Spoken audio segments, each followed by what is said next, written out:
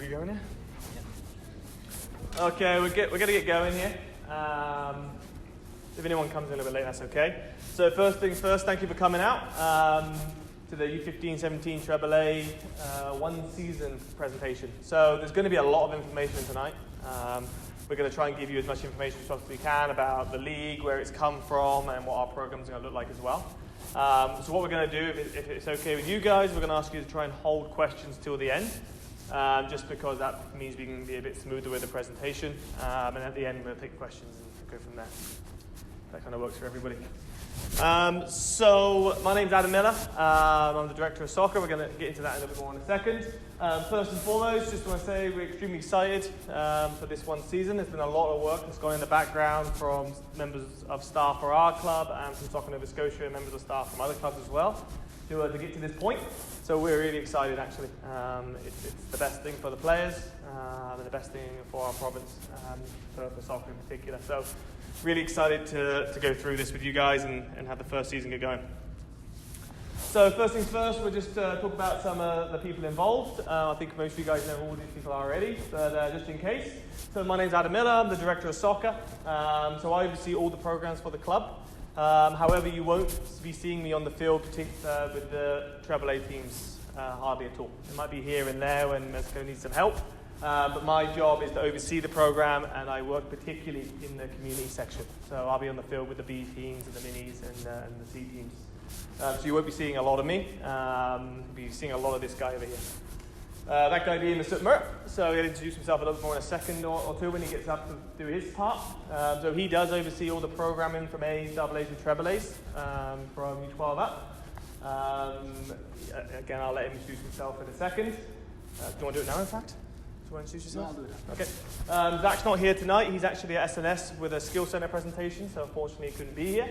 Obviously, Zach works with the younger players in our club, U11 and younger. Deborah Mert is our office manager. She's been about a year now, coming up to a year in November, I think, so you may have had some communications with her along the line. Anything to do with registration, payment, jerseys, or anything to do with kind of office stuff, anything that's not soccer really, goes through Deborah. So any sort of questions will go there. And last but not least, we have Rob Gillis, who's at the front here. He's going to have a little bit of a conversation with you guys about pricing later.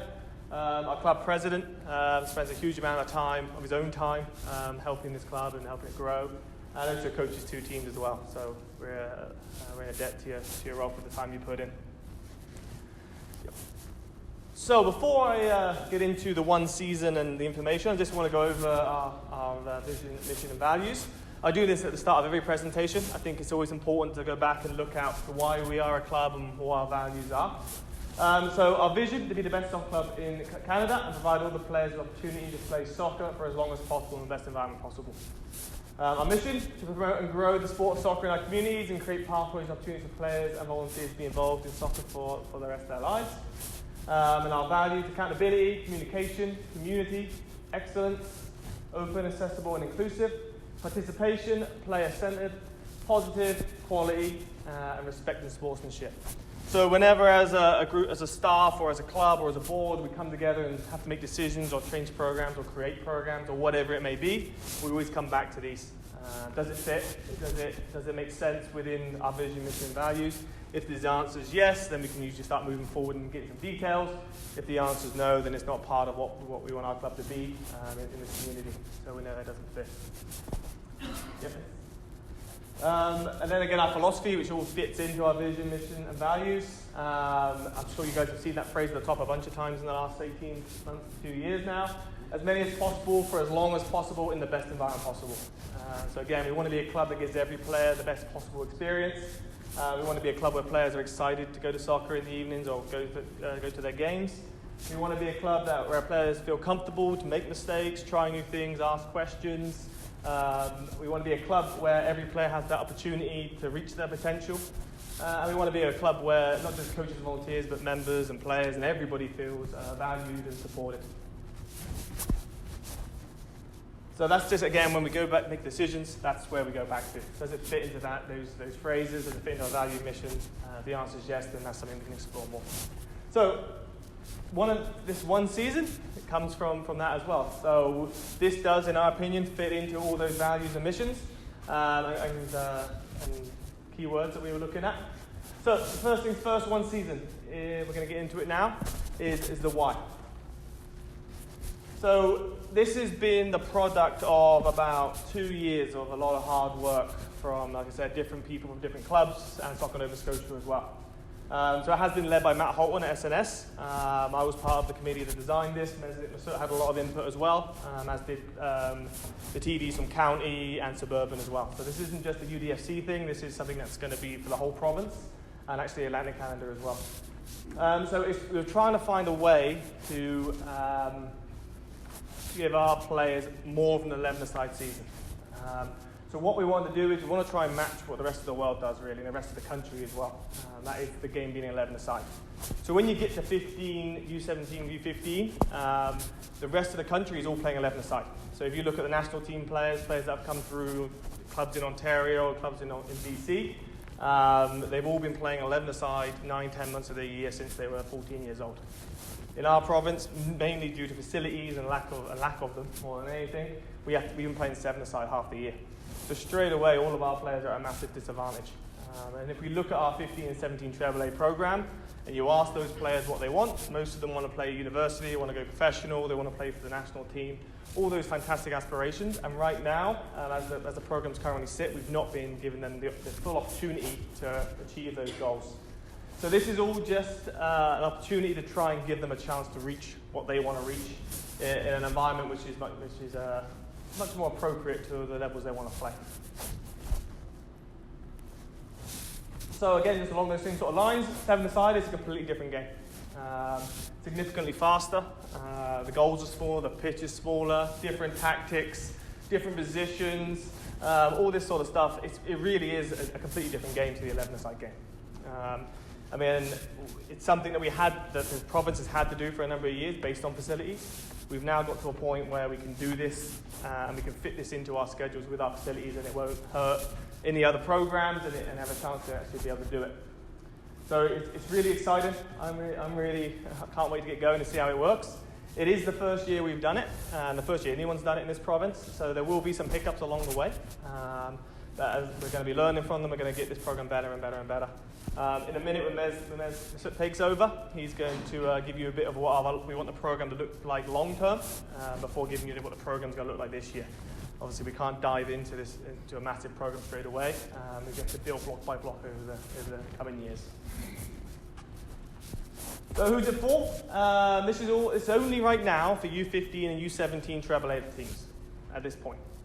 There are talks about maybe going to AA.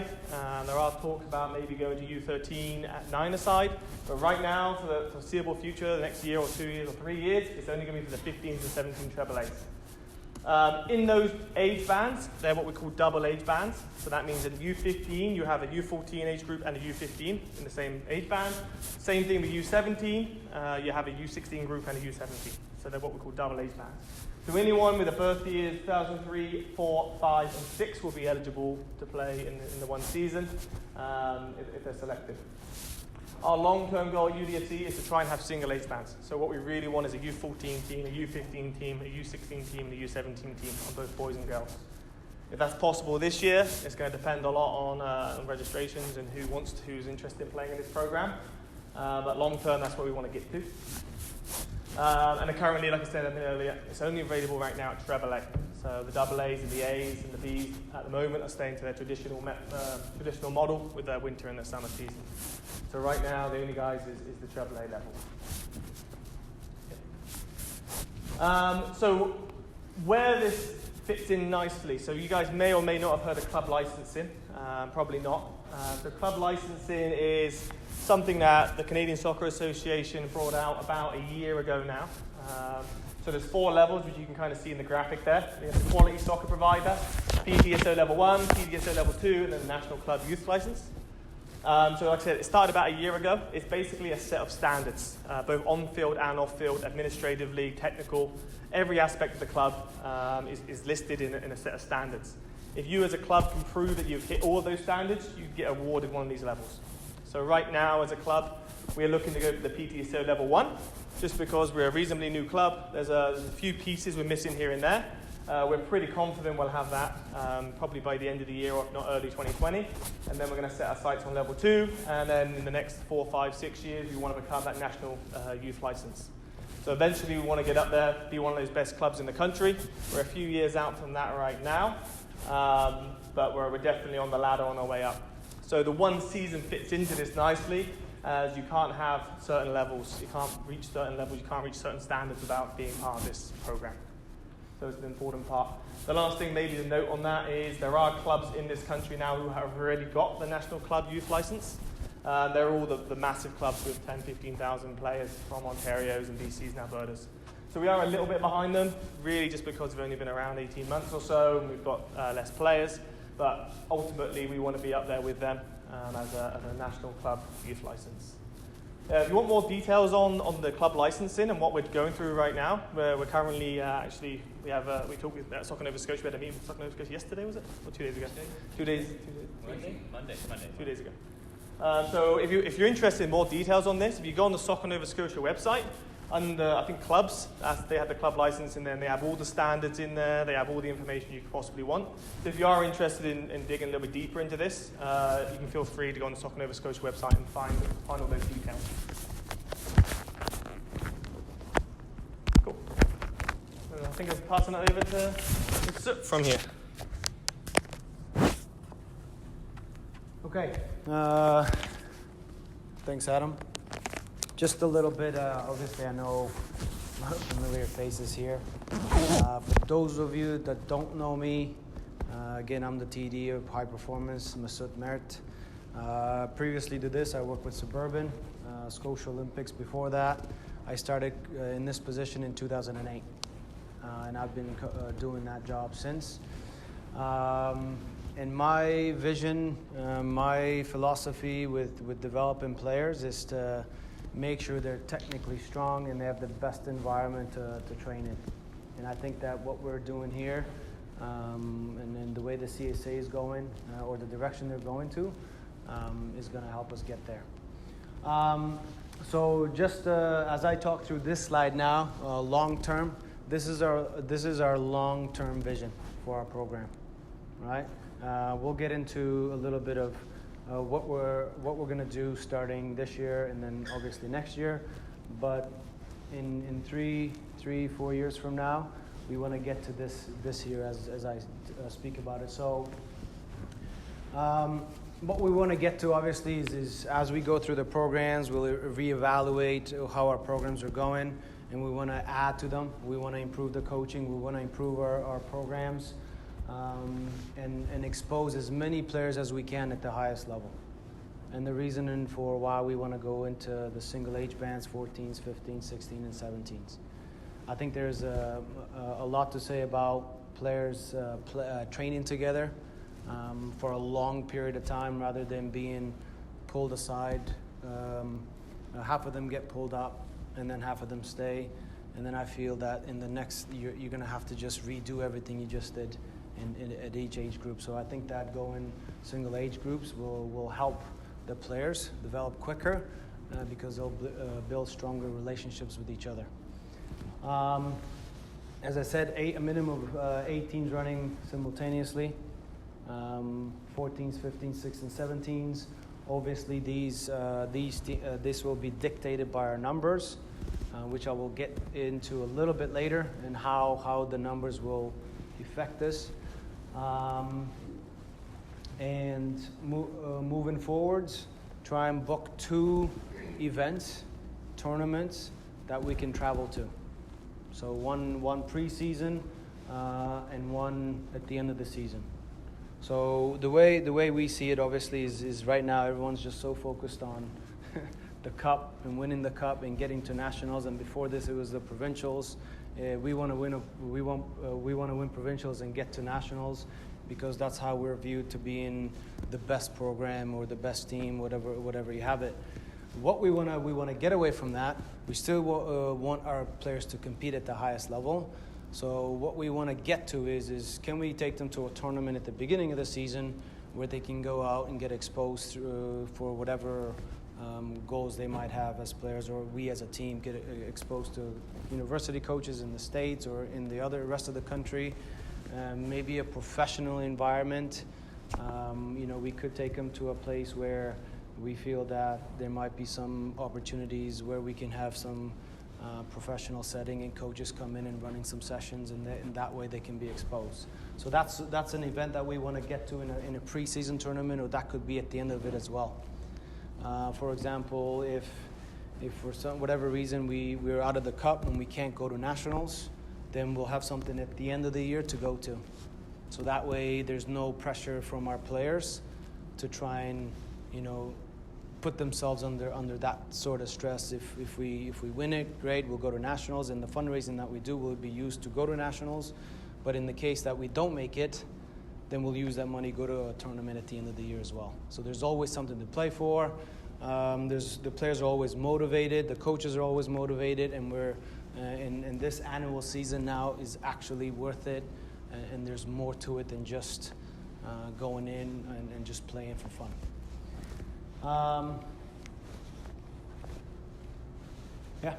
Next. Obviously, as I said, every year we'll look at it. If we feel that the preseason trip is not what we wanted for a certain age group, then we'll change it. We'll look for something else. So every year it'll be a review, and we'll see how it's going. Obviously, some feedback through the players, what they thought of it, through parents as well, see what their experience was, and we'll try and improve it. Go up to training 5 days a week. That's something that we want to get to. Again, I think this is something that when we talk about high performance,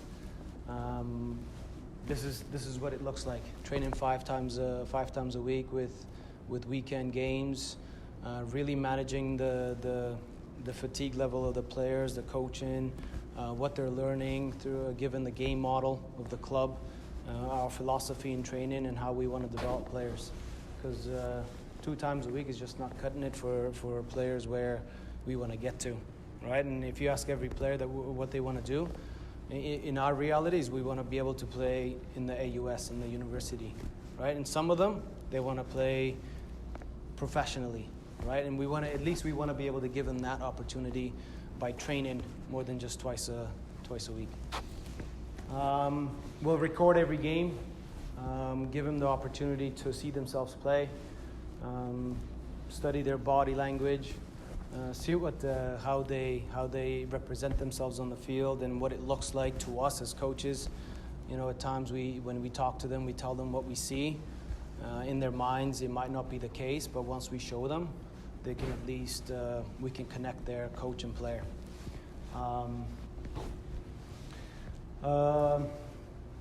We want to try, as I said, expose as many players as we can.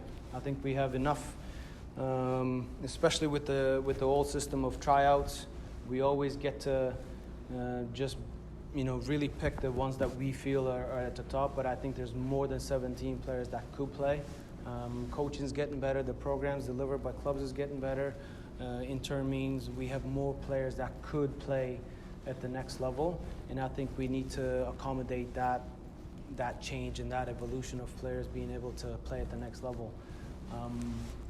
And we need to do that, I feel, and I think that with going single 14, 15, 16, 17s, it'll help us get to that. And I'm actually I have a lot of positive outlooks into it, and I'm excited to work with these players and try and make this program, as Adam said, the best we can make it. Go ahead, Adam. So that was our long term.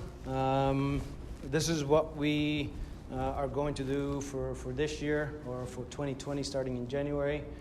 We're going to go 3 practices per week to begin with. 2 half 11 side normal practice night. So we're going to be sharing a full field. So one team will be on the other side.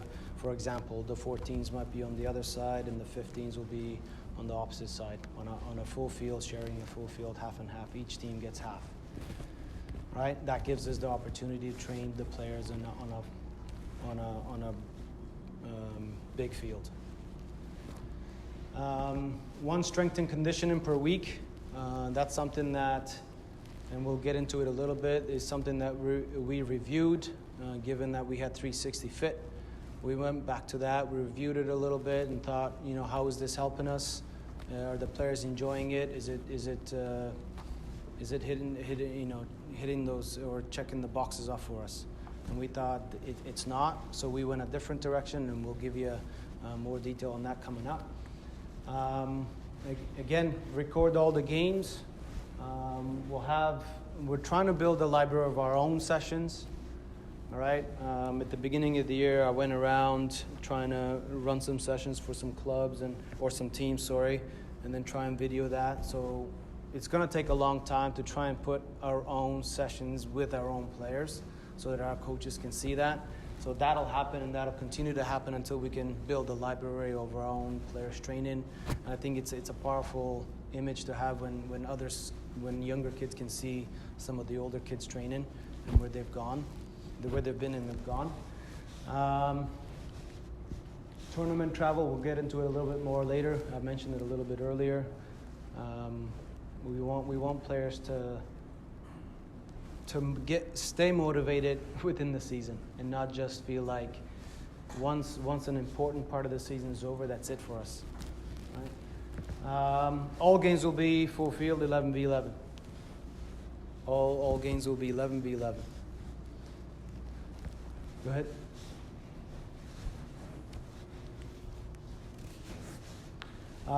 So just starting in November of this year, because there's a change, we're going to start our program with a little bit of fun activities. They'll get on the field 1 time a week to just get together with the players and just have a little kick around, little 5v5 tournaments, 7v7 tournaments. Players will be mixed, 14s and 15s or 17s. They'll all be mixed together, trying to just have a fun night, getting to know the players, the coaches. There won't be any coaching, stop, stand still, freeze, none of that. It's just players playing.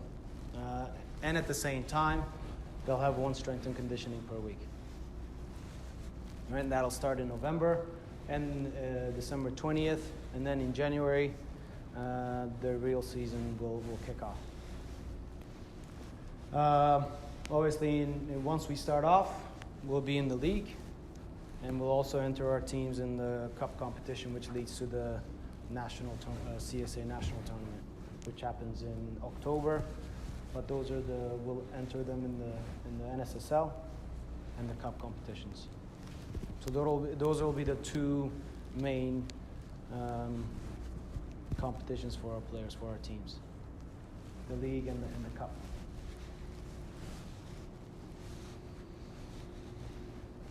So practices will be scheduled and sent to everybody, more likely in a split, where we know. I think it's because of the facilities, Adam. Yeah, just so we can know what we have and what times we have, and at times they change time to time. So yeah. The reason we have the four sections there is just different programs. Because this program's 1 season now, it's not aligned with the other programs. So whereas before we could just book a block and say, all right, this is what we're going to share out. So November and December now, we have a special amount of time allocated for this. January to March kind of fits into the AAAs and the A's, so that kind of fits into that schedule. We don't usually, usual summer programs is April to August, which is why that's the big block. That just fits into the April to August pretty simply. And then September, October, there's usually nobody on the field except the AAA programs. So that's why there's 4 blocks there. That kind of makes sense. I know it says 3 months there. The only one that won't be 3 months is in November, December. That will be out by early October, within a couple of weeks. The rest of them, we'll have it planned and booked and sent out to you guys 3 months before we get to the first practice of that little block. That kind of makes sense. No, it's all right. Thanks. We'll try and partner up with VidSwap again. I don't know if you guys are familiar with VidSwap. I use it with the University St. Mary's. It's so good for players and coaches especially. They do a good job of cutting every single, depending on what you want. There's certain areas that you want to see. For example, possession by team. they'll cut the film where every time our team has the ball, it'll show it, just those highlights. And that way we as coaches can take every single highlight in possession for our teams or defensively, and we can teach them and show them positionally, tactically, what they need to work on and what they're doing well, and they can continue doing that. Obviously, they'll have access to it, and that way they can track themselves, they can look at it themselves, watch the full game if they want. And we'll also get into extra seminars. I think it's important with nowadays with the athletes that they're familiarizing themselves with issues like nutrition and mental health and how to go about understanding what it needs to be done to apply for universities. We'll try and book people to come in and talk to the players, to the coaching staff. Really make it worthwhile for everybody involved, coaches, players, everybody, and really make it something that we as a club want to deliver to our members. Yep. Next.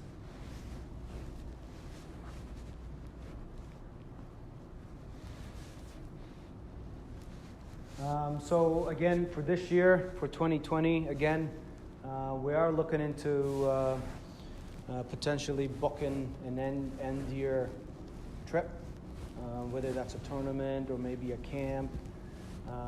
Again, these are all little steps to take us to the long-term vision, to the long-term goal we want to get to. So we'll take the small steps, and starting in 2020, we're going to look at and do some research on what we can do for our teams at the end of the year. Again, if our teams miss out on the cup and we're not able to qualify for the CSA championships, then that tournament will act as our trip. So that way they're staying engaged with the program. Again, these trips are not going to be just satisfy. Well, we're just going to go for a trip. They'll be meaningful. There'll be an intent in the trip, whether it's for a development for the coaches and the players at the same time, where we expose them into a professional environment or expose them into a university environment. But there'll always be something meaningful for those trips. As mentioned before, we looked into 360 Fit. Was it really checking the boxes for us? And we had a long discussion between myself, Zach, and Adam about how else can we do it. And we met with the fella Ian, and we'll show you a little bit of video and a bit of an introduction of him. We really got into detail on what we felt as a staff was needed for our players at the 14s and 15s and 16s and 17s moving forward. And we had a really good discussion on how we can deliver more soccer-specific training and movement, where the turns and the cuts and the things are required for a soccer player. We had a really good discussion with him, and he's going to be leading that strength and conditioning for us for those groups. And we'll introduce you to him with a video. We're not going to show you. It's a 10 minutes long. We're not going to show it to you. We're just going to introduce you to him, and then what we'll do is we'll put it on the website, and then you guys, if you're interested in what he has to say and how he talks about what we want to do with our players, you can go in and check that out and listen to it for yourself. It's a lot of good information on there, a lot of scientific explanations in there, so I think it'll be good for you to familiarize yourself with that. So we'll play that out.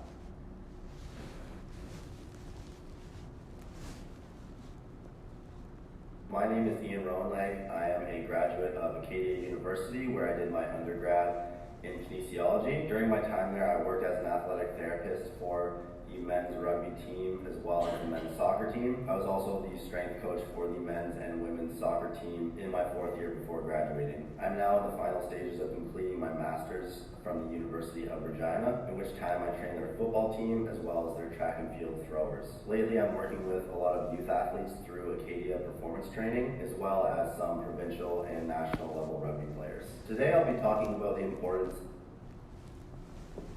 So that's going to be our man moving forward to strength and conditioning. As I said to you, this is a result of us reviewing our programs and are we able to deliver what we want or what players need. So this was one change that we made in that sense. And with the one season, every year we'll go through this, and if we need to make the adjustments, we will. And again, at the end of the day, we're trying to improve the program for the betterment of the players. Yeah. My name. So here's how team selections work. It's similar to what we did last year. Well, it's the same as what we did last year. There was an email sent out, correct, Adam? Yeah. To just say, ask players what they're interested in playing. So players might have said, yes, I want to play AAA. No, I don't want to play AAA. Just to tell us, staff and coaching and the club, to show us and tell us what the players are interested in playing. So that way we can go back and take that list and have a meeting with their coaches and work on a team selections moving forwards for the one season coming up.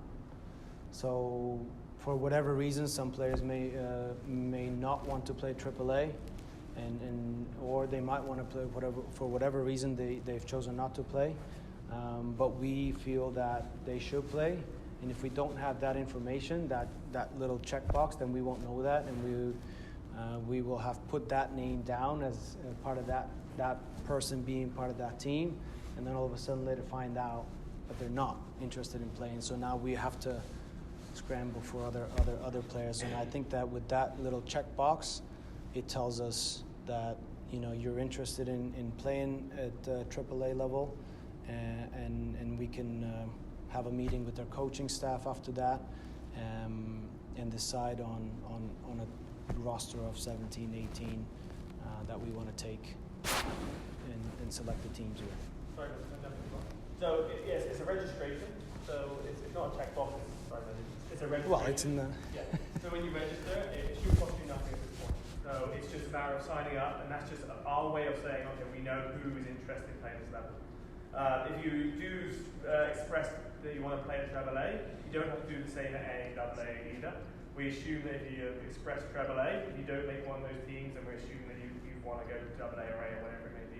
So it's just our way of making sure we have a list of players, so when we go to those team selections meetings, we know who we're actually picking from. That kind of makes sense. So it's really important that if your son or daughter is interested in playing AAA, that you register in that expression of interest. It doesn't cost you anything, it's just a matter of basically filling it in your name so that we have a list. And then we'll get to it in a minute with the official registration about how active registration works.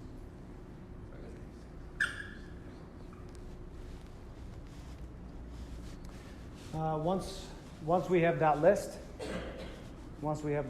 like we did last year, coaches will meet and we'll have a discussion on what we feel the team will look like. If there's more than 17 players, then that's where the discussion takes place. Right, during the feedback that we give during the summer, what the coaches think of those players and what their abilities are, and we'll come to a conclusion of a team. But the coaches will be involved. There's going to be 4 or 5. Everyone that's coached at a 14 level or 15 level will be involved. 16, 17, same thing. Anyone that's coached at the A, 16A, 17A, 13A, or 15A that's moving up will be involved in those decisions. It's not going to be just me and one other person. Once we decide on the team, teams will be announced on the 7th of October, and then that'll give you a chance to register. and that'll be the process where you look into register based on the team. You'll get an email with an invitation, and if you think that it's very similar to summer again, they're already playing the summer or done already. You'll get an email probably on the 8th or maybe the 9th, just with an email saying register for this program, and then that's when you'll be able to click that and sign up for football registration.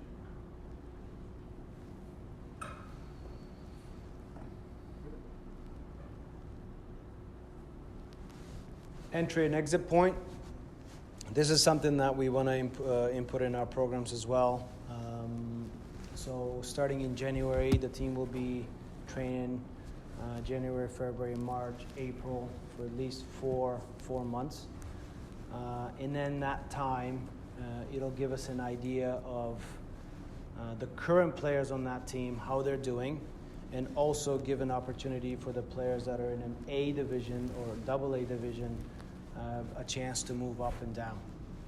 So if we feel that we've selected a player that's at the beginning, and we feel that, you know what, you're capable of playing AAA, and all of a sudden they're really struggling for whatever reason. It could be just a simple ability, it could be an ability, something that we missed, or it could be something at home, whatever the case may be, they're struggling. Then we might be looking at having a discussion with those players and parents and finding a way where we can put the player in a comfortable environment where they can continue their growth rather than, you know, staying put and not being able to develop, but they still want that tag of being in a AAA environment. We want to make sure that that player who's struggling gets a good chance to regroup and work on the development again. Does that make sense? Right? So we don't want to keep a player at a level where they're going to struggle for the rest of the season, right? So there will be an entry and exit point, and concurrently, we'll do the same for players that are doing well in the A or AA. You know, who are doing very well at that level, and they deserve a shot. And they'll be moved up and be part of that team. It doesn't have to be well, if we take one player down, we have to move a player up. It doesn't have to be that way. If we feel that there's a player who's playing A or AA that should be moved up to play AAA, then we will do that one way, and nobody has to come down. And vice versa as well. So if we feel that there's somebody that's struggling, we'll pull them down, give them some time at the A, and make sure that they're back on track in terms of their development, and they'll continue to play at that level until they can find their ways again.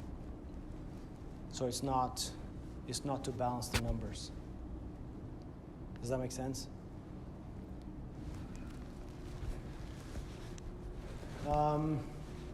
And the reason for the date is because moving forwards, once we finish the season in October,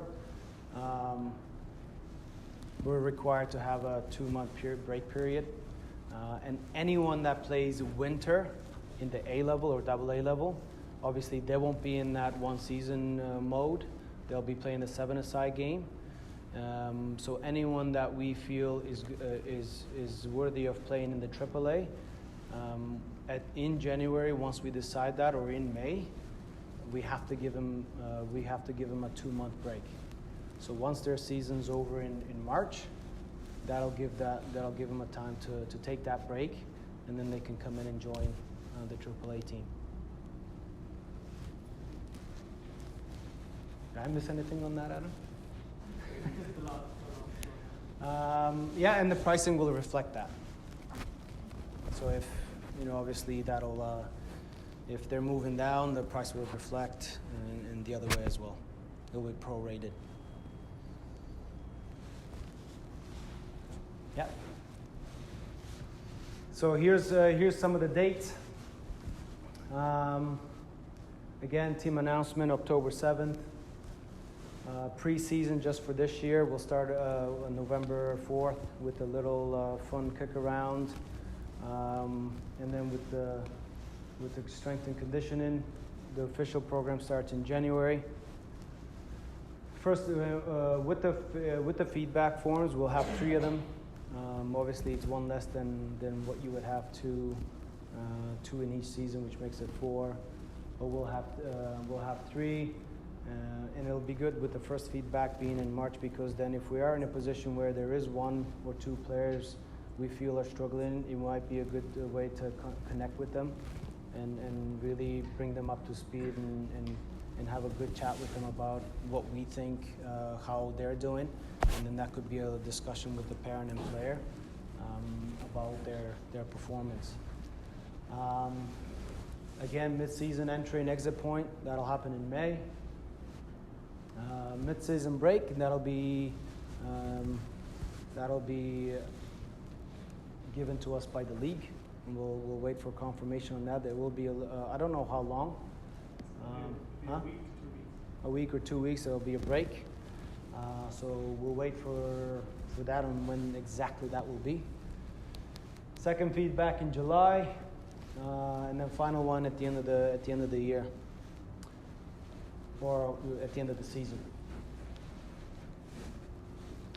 Additional items and dates to be announced. Obviously, as we go through the new season, we want to try and make it, as I said, worthwhile for the players, and some of those seminars that people that we might bring in to talk about some of those topics up there. We'll announce those as well as we get them confirmed. Yeah. You're all familiar with this one, all right? This is basically just tells the players and parents on what we as coaches feel about the players in their current position or in their current development with this team at this age.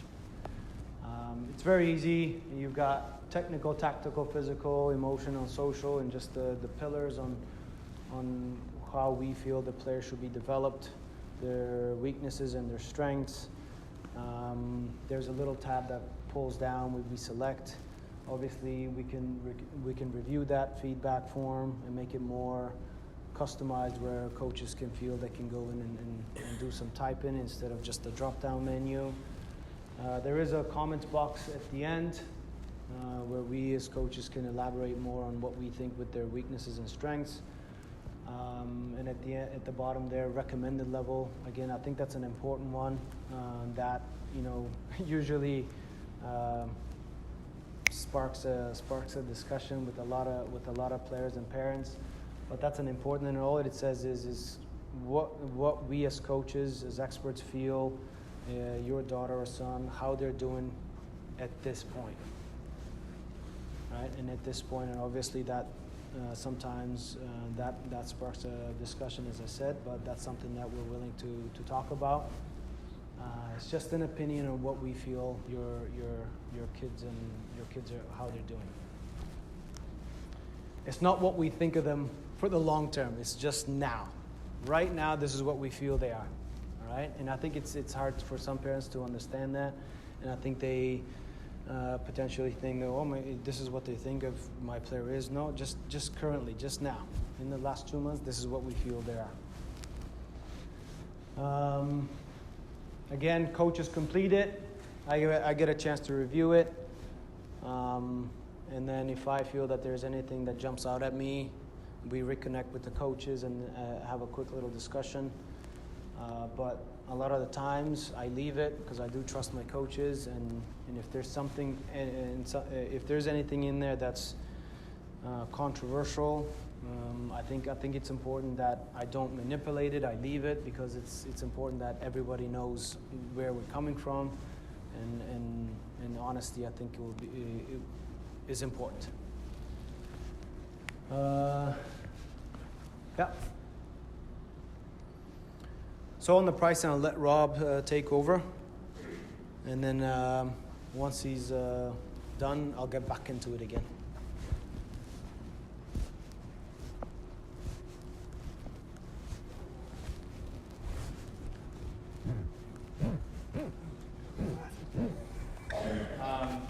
Again, my name is Rob Gillis. Thank you for being part of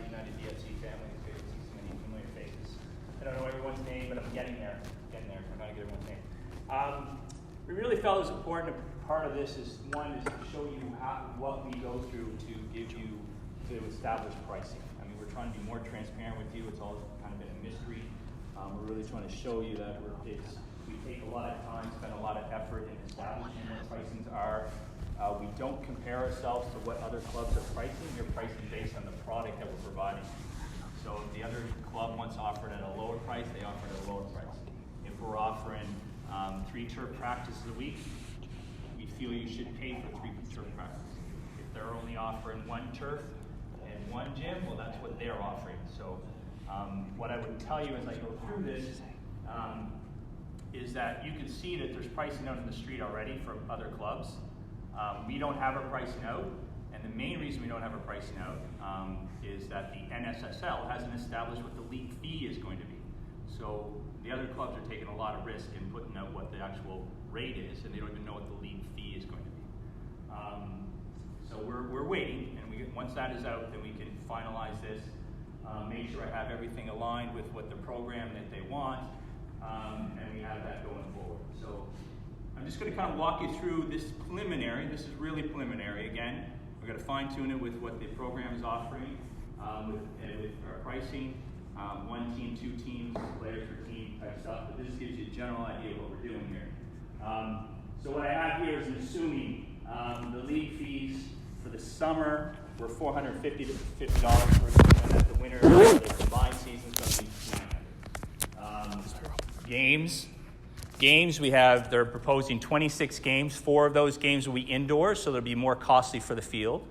The other 22 will be outdoors, so a little bit less costly. So game fields, that's what I've costed as the field. So a full turf is $467 per hour. You're typically there for 2 hours. It's an hour and a half game, 5 minutes for halftime, and a little pre-warm up after. And so we average about 2 hours. So that's where you get those numbers. Referee cost for the U17 is $123 per game.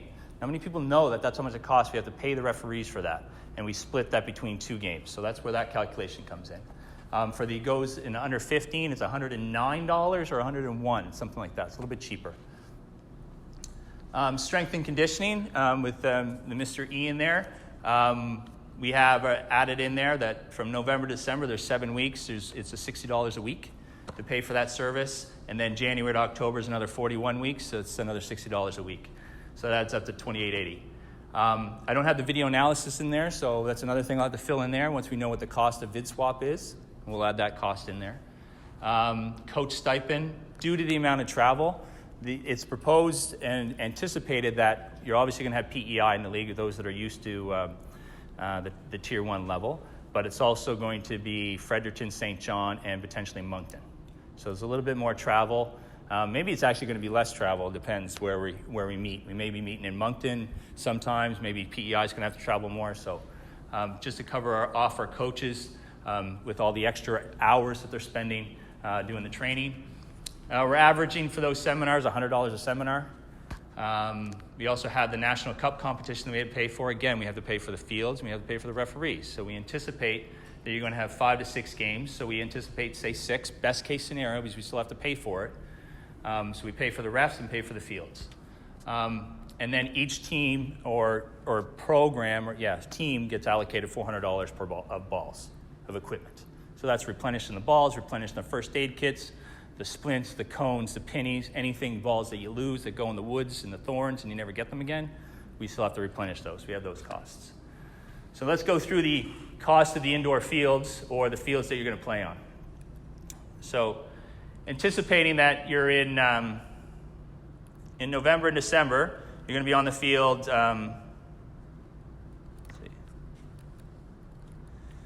You're going to be on the field for an hour and a half. You're going to be on a half a field, and that's for the first 7 weeks, right? So that's why you have 1 practice a week for 7 weeks, and then you have your strength and conditioning once a week. That's a total of 5 turf hours of full turf, and right now indoor you're $467 an hour, so you get a total. So similar, we go down January to April. Now you're on twice a week on the turf with a half a field, and then you're also on during that same period an hour and a half on a third of a field. So you have to pay for those. Then we come into the next part of the season, the May season, May to September. Again, it's the same thing. 3 practices a week, 2 on a half a turf, 1 on a third of a turf. So there's the time for 20 weeks total in through September. Outdoor fields, if we are lucky to have an outdoor field within that HRM runs, that dollar value would be $91. But at this stage, the way they roll out their field availability and to give you consistency, it's not a guarantee. And most likely we'll have to use an indoor turf, or if we can get outdoor, we get outdoor. But we have to play the risk here. And then in October, potentially back indoors for another 4 weeks, and then you pay the full field cost again there. Soccer Nova Scotia fees per player. The summer fee per player is $43.25. The winter fee is $16. We're assuming with a single season it's going to be a combination of both. That's just an assumption at this stage until they confirm. We allocate $130 per player for our technical staff. We also have $42.50 for our administration, coach education per player, and then just for the security, traceability, electronic payment, payment plans, it's a $60 fee. So right now, looking at this at the U17, you're looking at $1,750 is where we're at. So last year you were $795 at each season, so that's almost $1,600. Right now we're a little bit more than that at $1,750, and subject to verification of the program, subjectation of the league fees, subject to verification of the Soccer Nova Scotia fees. That's where we're at. Again, this is probably going to be the higher price out there, but we have more in our program. So make sure you look at what we're offering if you're considering going elsewhere. We also have the capability that when you go to register, you'll be able to make this payment over possibly 8 months, 10 months. So you're not jammed in with, you got to pay for it in 2 months in the winter and then another 2 months in the summer. So now we can spread that cost over because it's a longer program. So hopefully that'll help. So that's where we are. We're really trying to be transparent with what we're doing. Again, this is preliminary. We do spend a lot of time navigating through this, finding the details. I mean, it's been great for Ms. Soot and Adam and what they did with regards to the Ian. He's come with a lot of qualifications, and he's also at a lower cost. What is it, 360 fit? We're $100 a session. Now we're down to 60, and we're going to have 110, and now we're going to have more quality, right? So we're looking at things to try to keep these costs down. Is there any questions on costs? No, there's no jersey cost. So once you pay the jersey this year, it's your jersey. So it's only the one-time fee. Unless you need another one next year. No, you go in to trade it in. Oh, you would trade it in. Yeah. If you need a large, you're going from medium to large, you just go in and get a large. Hopefully you get the same number. If you don't, we'll have to give you a different number. Yeah. The only jersey you have to pay for would be the alternate green shirt, the dry fit shirt, and that's $20. So if you ever dirty it or you grow out of it, you'll have to get a new one. Oh, they're home and away? That's right. You buy to buy the way jersey, basically. You buy the way jersey. The other one is a jersey for life, so you can keep on exchanging it as you go. Yeah. So if you're U15, you could have that same jersey till you're U17 if you don't change in size. Yeah. Does that make sense on the jerseys? We're going to have to be creative about that. So the coach is going to have to be creative about that. A couple of different things. You can do rock, paper, scissors. Since we have 2 age groups, if they're coming in, if there's 2 age groups on the same team, maybe the first-year player has to give up their jersey and go get a different one. So you go in the office, trade, get a different number, but you'd have to buy the alternate. Yeah. We're not so concerned we're concerned more about having different numbers at this age group, but the younger age groups, U12 and below, it's not a concern. Yeah. Does Ian have a facility that he's training at, or what's the plan for facility? So that one is so he's going to be in a gym in the Dartmouth Collaborative Passion area. So we're talking to him. He said the stuff he's doing, you can do in a basketball-sized court per team. So we're going to have a couple of teams in there potentially. We're just going to get a large gym, and then we're going to have him. He's going to have a couple of people helping him. It might be us coaches, it might be some of the staff, it might be some youth guys, whoever it is. But it's going to be in a gym in the Dartmouth Collaborative Passion area. Turf time wise, there was a question that got up the last time. Right now we have East Coast Varsity 3 nights a week, 4.5 hours on Tuesday, Wednesdays, Fridays. We also have turf is going to be at Soccer Nova Scotia on Mondays and Tuesdays. So that's our turf time. So that's the only time we got to work with. There are groups that are going to have to be at East Coast Varsity at 5:30 for training. Probably not this group, but there are going to be groups. There's going to be groups that have to be at Soccer Nova Scotia on a Monday at 6 o'clock. It's going to happen. I'm not saying it's this group because we don't have a schedule yet, but just be aware that could be it. Is the registrar completely outside of that? Yes. There's all kinds of rumors. We don't know the truth. Someone said the school, Acadian School Board. Someone said the Halifax Christian Academy. But they've sold or we're selling all of their teaching desks and chairs. So I can't imagine it's a school coming in there anymore because now the stuff's gone. They sold their soccer nets. They were gone, almost one of the first things gone. So. How do you negotiate the turf prices, or who negotiates the turf prices? What's that? How are the turf prices set? How the turf by the turf provider, and it matches what's in the industry. So Soccer Nova Scotia already had a turf price out there. East Hants already had a turf price. We are paying a little bit more for East Coast Varsity, but that's not to travel to Soccer Nova Scotia, not to travel to East Hants. So I think that's preferred. I mean, I think as a parent, I'd rather not go to East Hants. So it's a little bit higher, but not much higher. Yeah. Any other questions? Oh. Just as far as an email, if you don't get an email saying that, will we get an indication from somebody if our child wasn't successful in being selected for the AAA? Yeah, we could, On the yeah, go ahead. yeah, so if we could, I'll answer this one. If we keep the questions to cost right now, Yeah. and at the end we'll come back to all this stuff. Okay. But Just to know where you were. I'll answer that Yeah. one really quickly. So you'll get an email either way. So you'll either be an email so the team lists are going to go on the website on October 7th. So you'll be able to check that and you'll be able to see where all the players are placed. Every single person on the website. With the exception of the community programs, we give them an extra week because they're a little bit slower registering sometimes. So all the AAA, AA's and A program teams will be on the website on October 7th, and then you'll get an email the next day. If you haven't been successful making a program you wanted to make, then you'll get an email probably from either Masil or me, depending on what program you didn't make, with instructions about what's going to happen going forward. So you're on October 8th or 9th, you'll have an email either with an invitation or an email from one of us with the details going forward. Question on pricing, yeah? Yeah, I'm just wondering if the 15 AAA was similar to the 17. Yeah, very similar. So the total for a 15 AAA, assuming we have 2 teams at that age group, you're looking at $17.42. Very similar layout. What if you only have one team? Do you want to see that? U15, one team.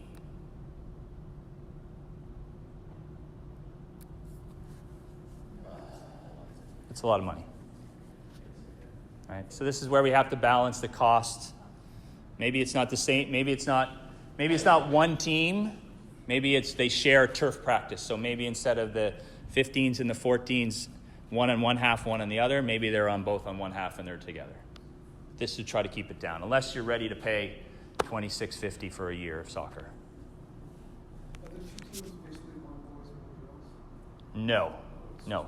2 boys, 2 girls is the intention. So like they were describing, you'd have a U14 boys, a U15 boys, a U16 boys, a U17 boys, and similar on the girls' side. But again, we don't know the numbers yet. Yeah. Any other questions on pricing? The stipend for the coaches, I've managed teams in the past where we had gone to a trip or a league game Mm-hmm. collect money aside from that for coaches' hotel rooms, meals, Mhm. and gas. Is that included in the stipend now? or- No, that we have that as a separate travel policy, and that's one thing we have to review is that travel policy to give it a little bit more clear.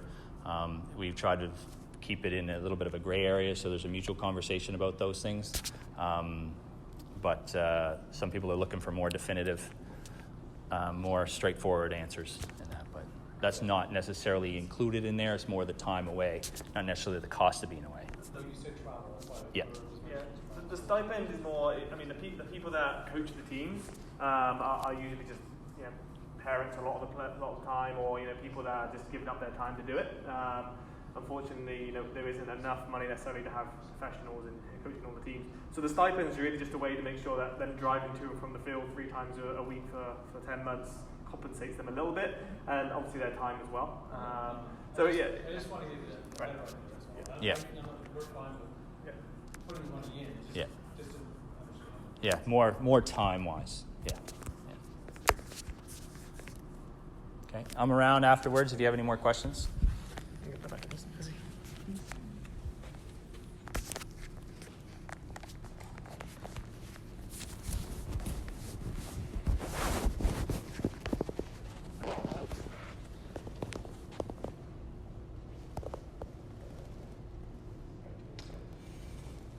All right, just to continue on, you can go to the next slide. So in the league, again, these are the clubs we'll be playing against, or have showed any interest of registering. Right, Suburban, County, City, Dumbreck, and the Valley. Obviously, there will be PI provincial team, as well as current ongoing discussion with 3 additional teams for New Brunswick, as Rob said, mentioned earlier about traveling. There was actually a big meeting about this, and just talking about how do we want, do our members want to travel, and some said yes, some said no, and I think at the end of the day it just came down to just providing competition for our teams, for the players.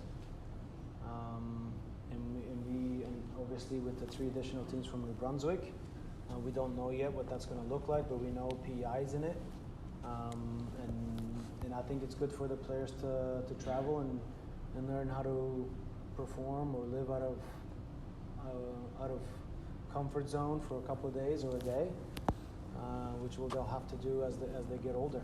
So this is something that I think we as a club be comfortable with providing for our players. And again, it came down to giving them the proper or a lot more competition rather than just the possible 1 or 2 at home. And those PI teams are pretty good. I mean, that's, those provincial teams are playing against our club teams, and it comes down to be pretty good games.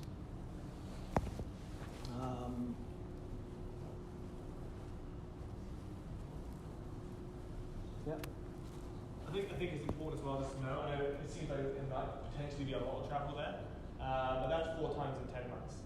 So even though it sounds kind of intense, you're talking 1 every 2.5 months, which isn't as bad. And I think, as Rob mentioned earlier as well, there are discussions about potentially meeting in the middle somewhere.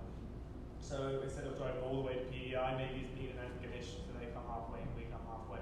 So right now they haven't got exact solutions as a league standard, but there are people in the background. We are as a league and as a group of teams are talking about ways to try and minimise that travel as much as we can. But at absolute worst, there'll be 4 weekends we travel. Hopefully it won't have to be as far as all the way to them, but they'll only be 4 over 10 months.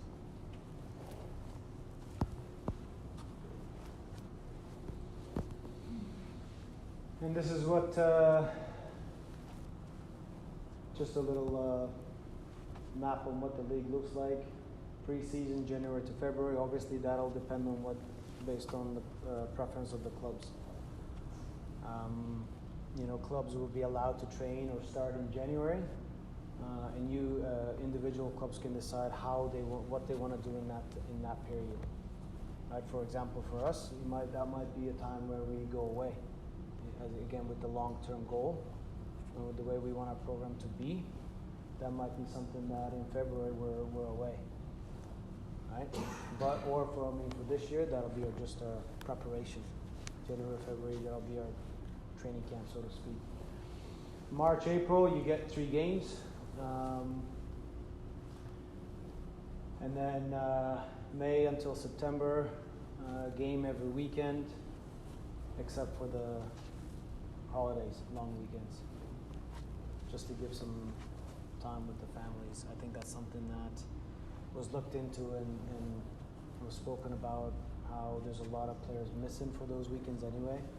So instead of forcing people to stay and play, maybe we just make it so that we don't play on those weekends. And that way families can enjoy their time off together. And then November, December, and mandatory break from as stated by the league. So that's mandatory. November, December, we're off. I mean, let's face it, it's that during that time anyway, it's busy, especially in the December time. It's a busy time for Christmas and whatnot, and it just, in my opinion, just makes sense to be off in those 2 periods, in those 2 months. Obviously, in October, there's less games, just to accommodate school soccer. I think it's a busy time for school soccer, and there's a lot of players still enjoy that environment, friends and social benefits. Obviously, we want to get to a point where I think down the road this will minimize. I think a lot of players might not be interested in playing soccer, and it might be that the club is just finishing up, and this is more important to us.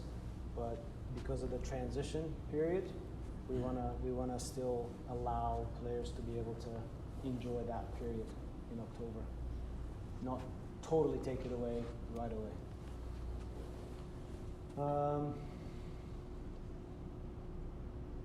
So we'll know what our schedule looks like by March, the latest, and obviously that'll give us some time to make our own schedules within the club. I mean, and that's born out of the nightmare that has been this year, as I know a lot of us are living it right now. Obviously, having 7 games in September and none in August is a bit of a nightmare. So that's when we started doing these meetings and we were living this summer. One of the things that came up in the meetings was we need to have a proper schedule which makes sense for the players. So that's where the game every weekend comes from. So it's been booked, it's being planned already by Scotland and Scotia and NSSL. So it will be a consistent schedule of a game every weekend, with the exception obviously of the long weekends, so Canada Day, etc. So it should be really easy for families to be able to say, okay, I know when our games are going to be, even looking at it in March. Yeah.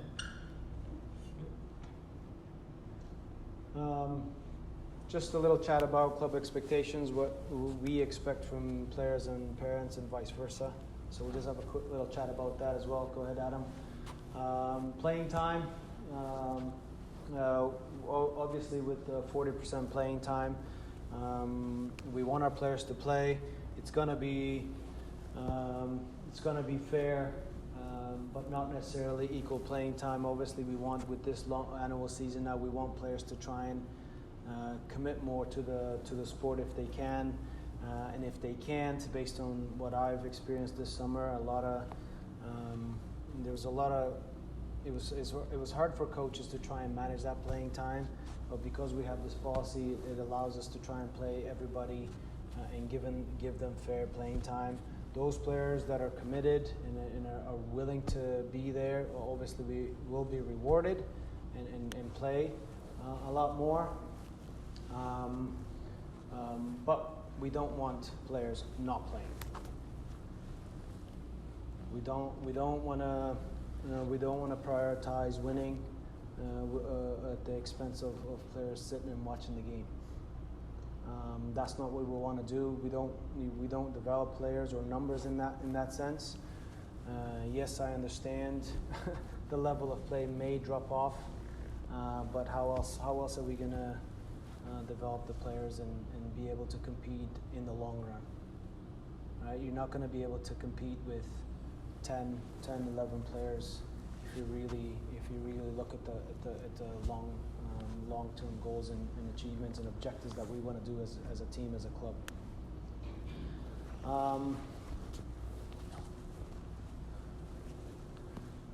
Issues and concerns. Anything regarding playtime, coaching, behavior, player behavior, obviously. The program, how it's set up. We do have a game model now that coaches are being educated on, and how to deliver our philosophy and how we want our players to be developed and how we want our players to play. That's being educated, and that's slowly coming through down to the players now as well. Any questions or concerns in that regard, please approach me as a technical lead for the program. Anything that deals with player, coach and player relationships. Sometimes there is where a player and a coach may butt heads, and if your kids come home and they express something, then please deal with it with the coach first. And if that doesn't work, then it's me. And if we can't resolve the issue, then it goes straight to Adam. And if that doesn't work, then it'll go up to board level. So that's your process, that's your step of dealing with some issues and concerns that comes with the program and coaching and playing time and the program, how it's set up, things along those lines.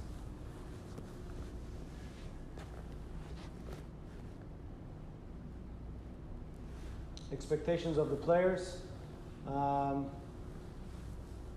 Come to practice prepared to learn, prepared to be challenged. Coaches are always going to demand the best out of players, and sometimes that might come across to players as coaches. The perception might be that the coaches yelled at me or they said mean things to me or things like that. Obviously, what we want from players is to come focused and ready to train. And if coaches notice that players are just being goofy a little bit during practice, they might be spoken to and just to regain that focus. But we want to make sure that players are respecting the program, the environment, the other players, and the coaches as well. Because they are going to be put in a position where they're asked to be little mini professional athletes, right? And we want them to feel that way as well, right?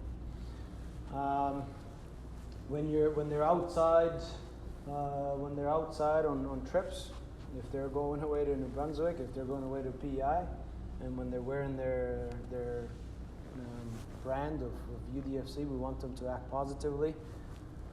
The last thing you wanna hear is we as a club is, the room was a mess and UDFC was responsible for it, or they brought the teams over, and now we have to deal with that, and then we have a bad rep we have to deal with and look to fix going forwards.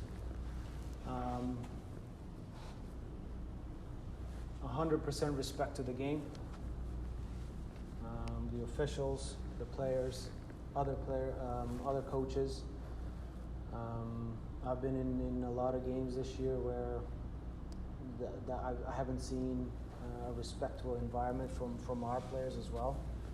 Right, so I think that needs to be spoken about and really have our players educated on. Obviously, on time, we want players to be on time, and communication from them, if we can help it, and if not, then you guys as parents, so that way we know what the numbers are like for planning practices. Nothing worse than expecting 17 players and only 10 show up. Right? We want this program to be important. We want this to be something that they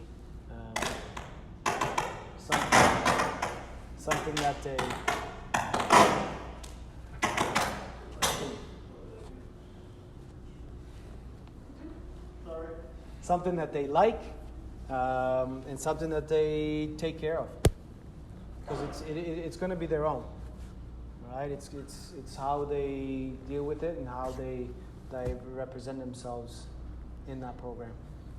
Go ahead. Of the parents, no coaching from the sidelines, and you can read through that. I'm not going to be able to read all that.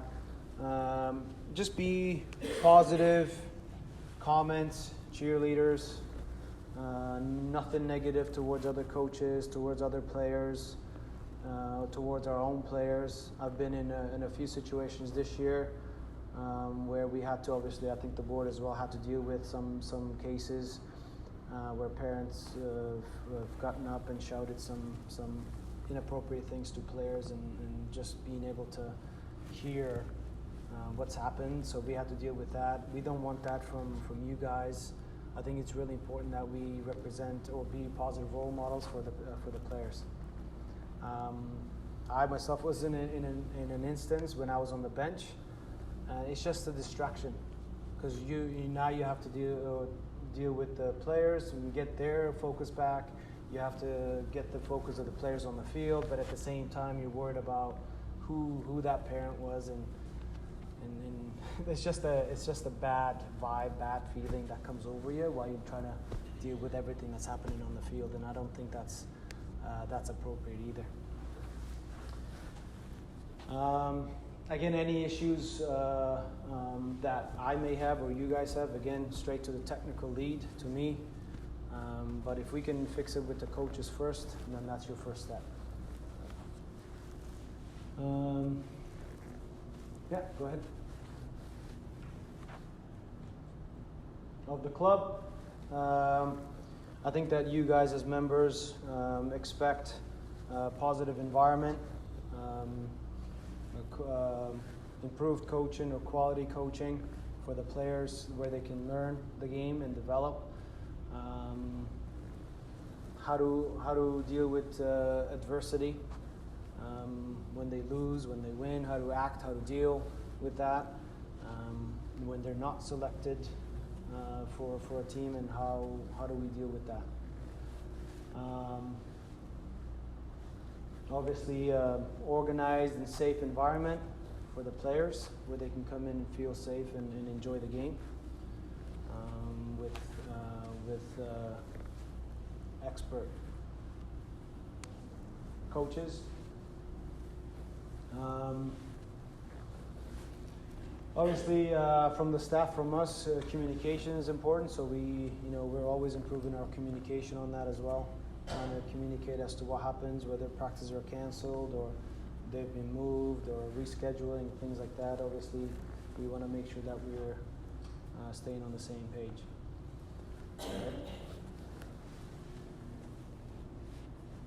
Any concerns, feedbacks, or issues? We always welcome feedback, whether it's personal email to me, Adam, or the board, through surveys. Obviously, surveys take a little bit longer, but those are some of the contacts to me and Adam that you can reach out to and then share your feedbacks and your concerns on regarding anything that deals with the programs.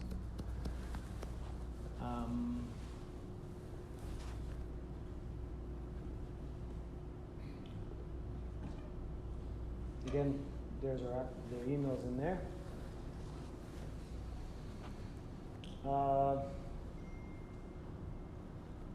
So I'll take it from here. So we've only got 10 minutes, that's what the lady is saying there. So we'll probably spend 5 or 6 minutes here with questions really quick. If anybody wants to talk to us personally, it might have to be outside. So I know there's a lot of information there. Before I get the questions, we have been recording this presentation, so we are going to put this online with the audio tomorrow, along with the video of Ian as well.